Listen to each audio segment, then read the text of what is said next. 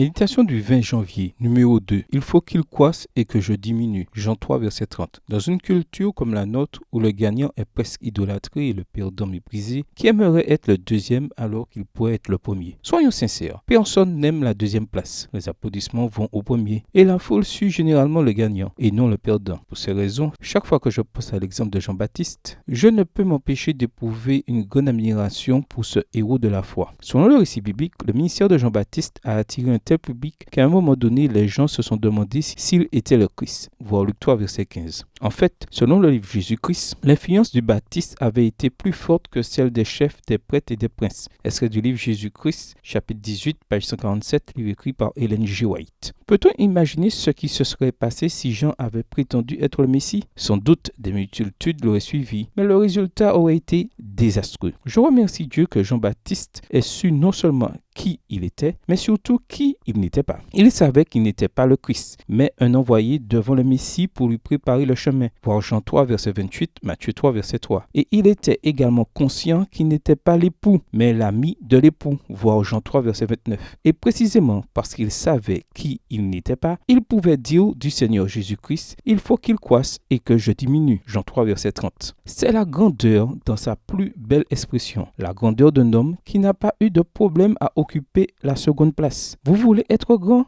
Découvrez quelle est votre place dans la vigne du Seigneur et occupez-la. Sachez quelle est votre mission et remplissez-la. Par-dessus tout, quel que soit le travail que vous faites, faites-le fidèlement et pour la gloire de Dieu, sans vous soucier d'être le premier aux yeux des autres. En fin de compte, quel est le but de notre vie? Être le premier ou s'efforcer de faire du Christ le premier? Faites du Christ le centre et, comme le Baptiste, vous serez appelé grand dans le royaume des cieux. Notre prière. Père céleste, aide-moi aujourd'hui et toujours à donner au Christ la première place, car lui seul est digne d'honneur et de gloire. Aussi, enlève de mon cœur cette puissante tendance à vouloir toujours occuper les premières places, à attendre les applaudissements et la reconnaissance des autres, comme Jean-Baptiste. Que ma plus grande joie soit d'accomplir mon travail de sorte que le Christ soit glorifié. Bonne journée à vous et que le Seigneur vous bénisse.